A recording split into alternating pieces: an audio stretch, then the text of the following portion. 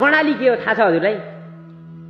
कर्णाली सुन्दर छ अरे, त्यहाँ रारा छ अरे, त्यहाँ पसल झरना छ अरे भन्छ नि, त्यो होइन क्या कर्णाली। कर्णाली यो हो जहाँका छोरी चेलीहरू आफ्नो बाउ मरेको खबर रविबार मार्फत 2 दिनपछि पाउँछन् अनि उनीहरूलाई दागबत्ती दिनुको कुरा त परै जाओस्, माइती घर आइपुग्नलाई 5 दिन लाग्छ।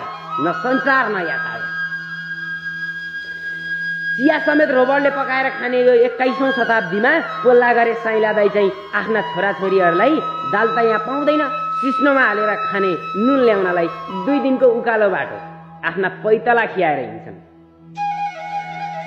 कयौं पटक फेरियो नेपालको संविधान, सयौं पटक सयौं जना फेरिए नेपालका प्रधानमन्त्री अनि हजारौं पटक भए कर्णालीका विकासका कुरा, तर यहाँको दिनचर्या फेरिएन।